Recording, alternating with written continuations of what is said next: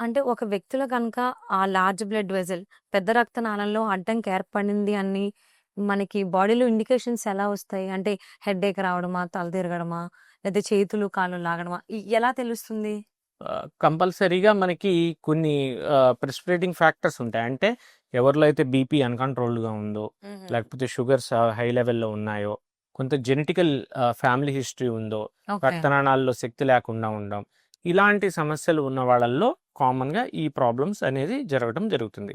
ఇలాగ మన అనుమానం వచ్చినప్పుడు మనం సీటీ యాంజియోగ్రామ్ అనేది చేస్తాం. అయోర్టోగ్రామ్ చూసుకొని రక్తనాళం సమస్య ఏంటి అనేది చూసుకొని దాని ప్రకారం మనం కొన్ని ప్రక్రియల ద్వారా ట్రీట్మెంట్స్ ఇస్తాం. సో, మరి మన చిరంజీవి హాస్పిటల్స్‌లో ఈ లార్జ్ బ్లడ్ వెసల్ పెద్ద రక్తనాళంకి సంబంధించి ఇబ్బంది కలిగి వచ్చినట్లయితే ఎలా ట్రీట్మెంట్స్ చేస్తున్నారు? ఏ ట్రీట్మెంట్స్ మీరు వాడుతున్నారు ఇక్కడ మనం? యాహ్!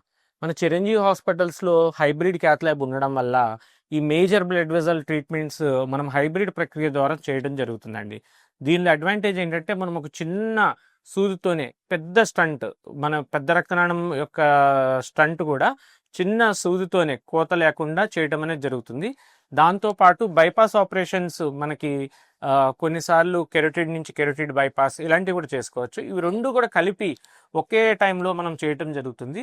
దీనివల్ల మనము మేజర్ సర్జరీని చాలా మైనర్‌గా చేసి ఇంత డిఫికల్ట్ టాస్క్‌ని కూడా మనం ఒక చిన్న ప్రక్రియలా చేసుకొని వెంటనే కూడా వాళ్ళ రికవరీకి తోడ్పాటవ్వడానికి హెల్ప్ అవుతుంది. ఓకే. అంటే ఏ టైప్ ఆఫ్ ట్రీట్మెంట్స్ వాడుతున్నారు?